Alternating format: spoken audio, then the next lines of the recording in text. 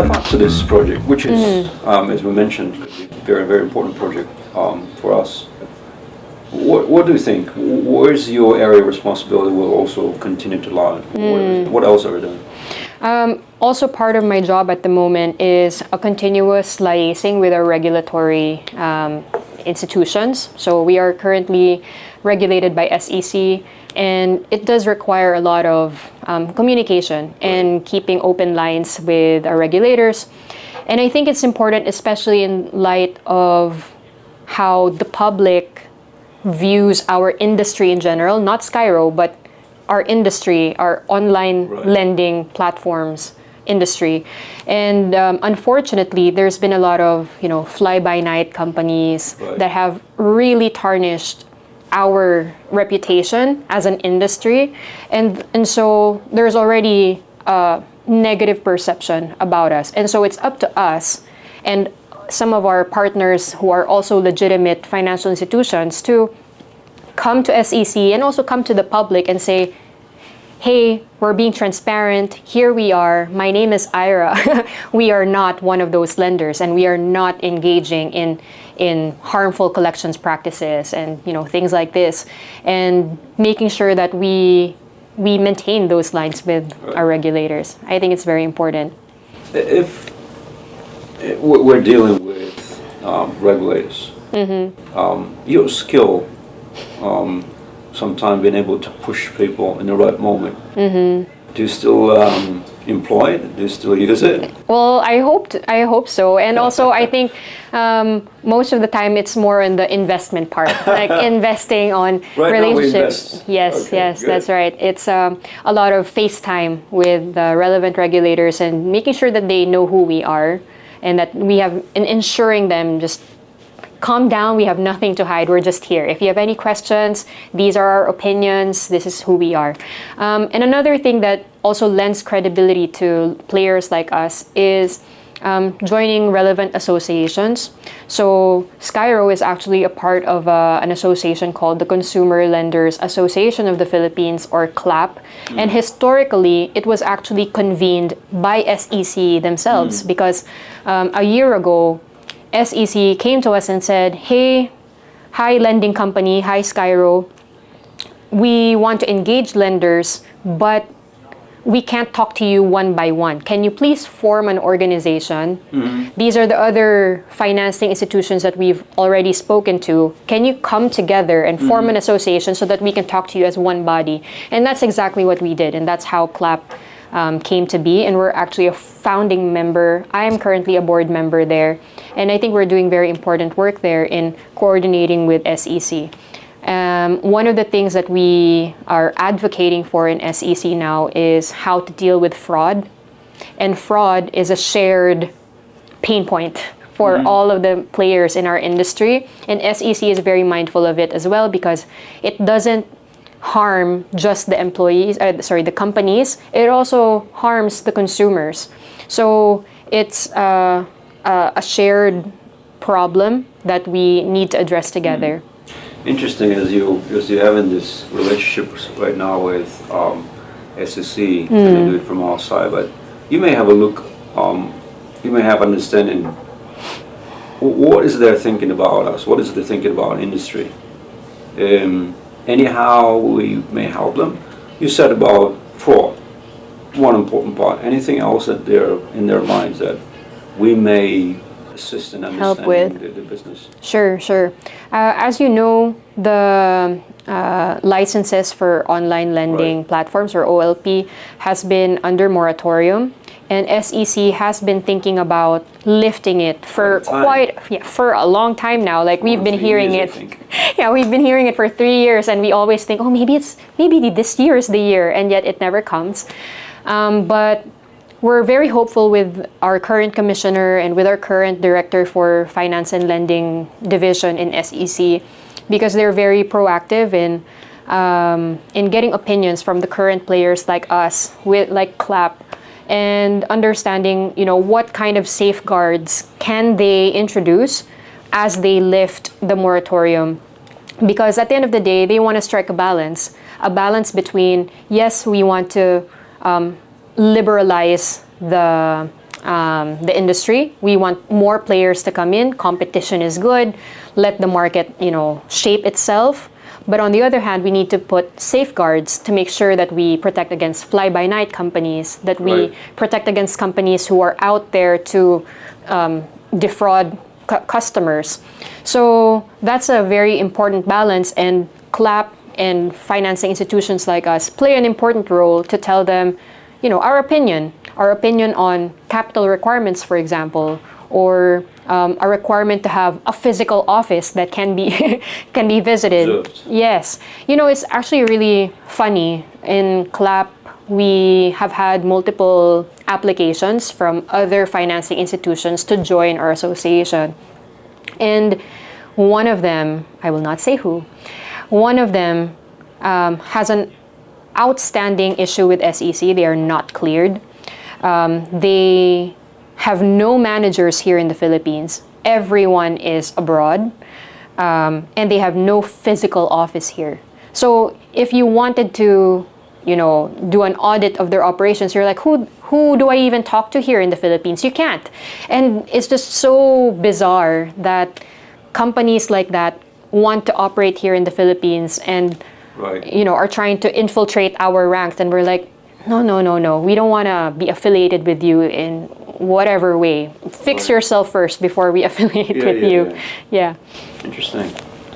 Ira, looking at your been in fintech, you've been into government, and you're like, so what we're doing right now, you have the access to information. Given your perspectives, are we in the right track as a company? Any advice for us as an organization? What do you think? Any areas that we may improve as a company? Well, first of all, I think we are on the right track. As I mentioned earlier. Why? Tell me why. As I mentioned earlier, I'm really proud of the company that we're building here. We know that, I think in two aspects. One is the business side. We know that we are on track to profiting soon. Right. And we want to continue to build a sustainable business that isn't just a startup that's shiny and that we want to maintain, right? It's an actual business. But also on the other side, the human side, I'm very proud of the company that we've built here. I wanted to mention that in the very beginning, when we were just less than 100 people big as a company, way smaller than we are now, we were debating early on whether we wanted to hire our agents directly or outsource them. And if you remember, it was a very interesting debate, a very important one. And I was an early advocate of directly hiring our agents. And I think for me, there were two issues there. First is cost. I was like, why would I hire a third party to manage my agents? These are important. This is an important part of our business. We shouldn't be paying someone else to do it. Second is, I think it's important that we handle sales agents specifically, especially now we have 1,400, that we have a direct control over how we train them, how we incentivize them, and recently and importantly, how we discipline them. And all of that forms part of a culture that we're building, and we couldn't have done that, and we wouldn't have had the reins that we have on them now if we had outsourced them. Right. Now we have a very direct line with them. We can discipline however we want. We can give them Boracay trips however we want, and it's just so it's so heartwarming to see how we treat our employees. So I think in both of those regards, we are really on the right track. And the other thing that I must admit, I was quite doubtful about this decision for quite a time. That's right. The other thing that we still can continue to build, and improve on is also still product development. Because yes, we have a huge team working on POS products, but there's so many other product lines that we can also tap. There are ways that we can evolve as a company in our product offerings, and our culture of listening to customers and understanding what their feedback is, what new things can we offer and service. I think that's something that we can still work on and invest on, so that we can really service. And at the end of the day, we also benefit from that when we offer something that they want. That's a very good advice to us. I think where I aligned in that, thinking in that direction, probably have soon. I think we'll have some strategic session. October, November. That's right. We'll work it out. We want to do this, and people already started to open their heads, because we're doing quite well, and we're growing very quickly. But it's also important that you look again at the market. What's the next step for us as a company? That's right.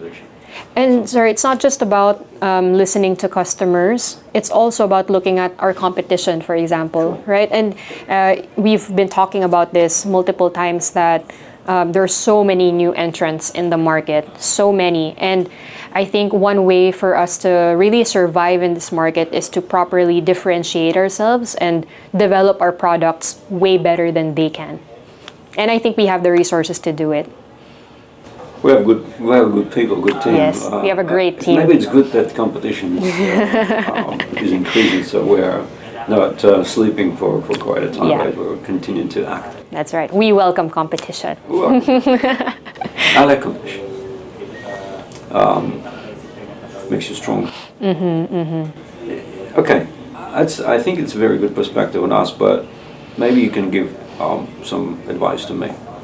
To you. Us, and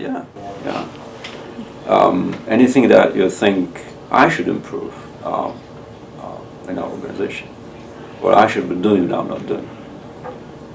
Right now, it's very difficult to say, Nasim, because you're already doing such a good job. The one thing, for example, that I usually, comment on management is, especially in a company as big as ours, is a lot of times management is so far removed from operations that they don't understand what's happening on the ground, and so they make decisions that just doesn't resound or doesn't make sense to the rest of the company. But we've seen Nasim go all over the country and talk to our agents firsthand to understand their pain points. And if anything, Nasim, you could do more of that.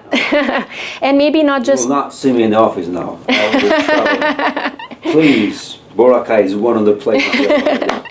That's right. No, but maybe another thing is not just our sales agents, but our operations has become so big now. So allocating some of your time to talk to our collections agents, for example, or our customer care team, which has become so big, and understanding what our customers are saying and complaining about to our customer care team, then we can gather more feedback. I like it.